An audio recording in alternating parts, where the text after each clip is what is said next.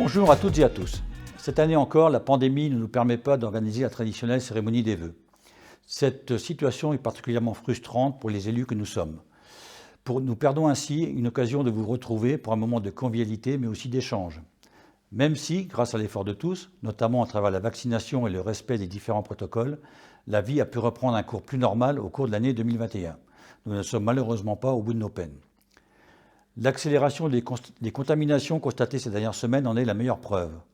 Mais gardons espoir, même si le bout du tunnel n'est toujours pas visible, souhaitons que les scientifiques du monde entier trouvent enfin la solution pour éradiquer définitivement ce virus. La période des vœux de début d'année est aussi le moment de faire un bilan de l'année écoulée. 2021 n'aura pas été une année facile, tout particulièrement pour le personnel communal qui a dû s'adapter au quotidien aux différents protocoles imposés. Citons par exemple le service de la garderie dans la salle Plénalta, la garderie scolaire sur 2 sites, le télétravail pour le personnel de l'accueil, etc. Je tiens ici à les remercier pour leur implication et leur professionnalisme en toutes circonstances. Pour ma part, je considère que c'est aussi cela le service public. J'en profite pour féliciter Céline qui a obtenu son BAFD, brevet d'aptitude de la fonction de directrice, et qui, avec toute son équipe et l'aide des enfants, a activement participé à la vie de notre commune par la préparation des décorations de Noël qui animent notre bourg, ainsi que les menus pour le repas du CCAS, sans oublier les cadeaux fournis à l'association Bretagne Solidarité pour l'opération Noël Solidaire qui vient en aide aux enfants hospitalisés. Donc les associations que je tiens à saluer ici ont elles aussi subi les contraintes de la pandémie, de nombreuses manifestations ayant dû être annulées. Mais 2021 reste marqué par de nombreux points positifs, même si en ce moment être positif peut ressembler à un gros mot. Je veux par exemple saluer l'ouverture de la 6e classe à l'école des Cours du Gouët. Nous avons eu le plaisir d'accueillir 2 nouveaux commerçants à la boulangerie puis à l'épicerie, ce qui bien évidemment participe au bien vivre sur notre commune. Nous avons pu retrouver nos anciens autour d'un bon repas lors du repas offert par le CCAS. Les personnes ne pouvant être présentes ce jour-là pour raison de santé ont reçu un colis personnalisé. Les membres du CCAS, que je remercie pour leur assiduité, ont visité les personnes hospitalisées.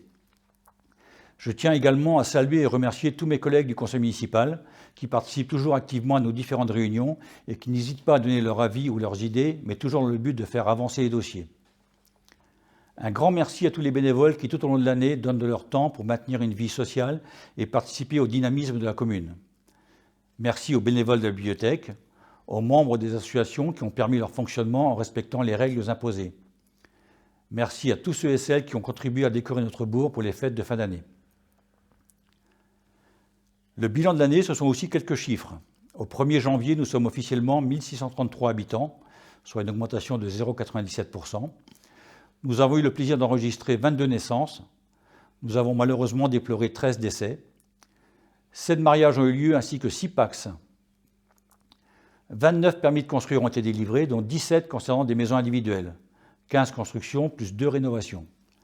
41 déclarations préalables et 66 certificats d'urbanisme ont été étudiés. L'attractivité de notre commune ne se dément donc pas d'année en année. Le marché immobilier a d'ailleurs été particulièrement actif, nombre de maisons ayant été vendues rapidement. Le seul petit bémol est le manque de logements locatifs sur notre commune. Espérons que la mise en place du PLUI, plan local d'urbanisme intercommunal, ne vienne pas freiner ce dynamisme. Dans tous les cas, il faudra diminuer le nombre de constructions dans les années à venir, la réhabilitation de l'ancien étant à prioriser. Si la réalisation de nos projets n'avance pas toujours aussi rapidement que nous le souhaitons, plusieurs vont quand même avancer en ce début d'année. Les travaux d'aménagement de l'accueil de la mairie vont commencer le 17 janvier. Pendant la durée des travaux, l'accueil se fera dans la salle du conseil municipal. Le personnel sera bien sûr toujours là pour vous recevoir et vous aider dans vos démarches. Des travaux d'agrandissement du local technique, qui ont connu du retard à l'allumage, sont en cours et permettront à Hubert et Jean-Yves d'avoir plus d'espace, notamment pour stationner le tracteur qui a été livré cet automne. La consultation des entreprises pour l'aménagement des rues de la Ville-Martin et de la Coudre est lancée. Nous espérons le début des travaux pour le printemps. Durant ces travaux, je vous demanderai d'être prudent et patient. La circulation sera forcément perturbée.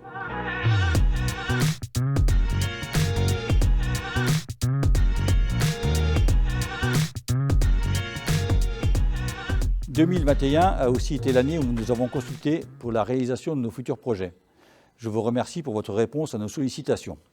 Ainsi, pour l'aménagement de ce que nous appelons le nouveau lieu dans notre ancienne école, vous avez été 247 à répondre. La journée du 11 décembre, organisée dans les locaux concernés, restera pour toutes les personnes présentes comme une journée riche d'échanges, d'idées, de convivialité. Et cela nous permettra de valider tous les espaces que nous souhaitons mettre en œuvre. Je remercie sincèrement tous les membres du comité de pilotage qui se sont énormément investis sur ce projet. La restitution de cette journée aura lieu le 23 février à 19 h à la salle Plenalta. Vous êtes d'ores et déjà invités à cette soirée. La deuxième consultation effectuée a été celle confiée à la CCI, Chambre de commerce et d'industrie. Vous avez été 218 à répondre à notre questionnaire. Les résultats de cette enquête ont été présentés au conseil municipal le 10 janvier dernier. Une restitution vous sera faite dans le prochain bulletin municipal prévu en février. C'est une étude très complète puisque prenant en compte l'existant mais aussi les prospectives, notamment démographiques pour les années à venir, va nous aider à imaginer le bourg que nous souhaitons pour demain. Je souhaite que notre conseil y travaille activement tout au long de cette année avant de lancer de nouveaux projets. 2022 verra aussi la mise en place du premier conseil municipal enfant sur notre commune. 2022 est, vous le savez tous, une année d'élections présidentielles et législatives. Je souhaite que cette période, où chacun peut bien sûr exprimer ses idées, reste un moment d'échange et de débat, certes, mais bien entendu dans le respect des uns et des autres. Pour ma part, souhaitant rester dans la démarche apolitique qui m'a toujours animé, je n'apporterai ma signature à aucun des candidats qui ne manquent pas de me solliciter. Vous êtes nombreux à m'interroger sur l'arrivée de la fibre dans notre commune.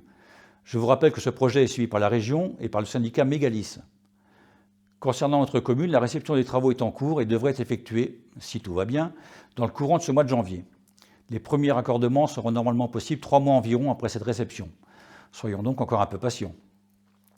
Pour terminer sur une note d'optimisme, j'espère que nous pourrons en 2022 reprendre une vie plus normale, que le terrain de foot résonnera du bruit des enfants lors du tournoi de la SP, que la salle de sport et ses extérieurs seront bien remplis pour le vide-grenier du 8 mai, que toutes les manifestations prévues par les associations pourront avoir lieu, que nous pourrons faire la fête avec nos amis de Corbenay lors du week-end de l'Ascension, que nous pourrons tous nous retrouver autour du feu de la Saint-Jean.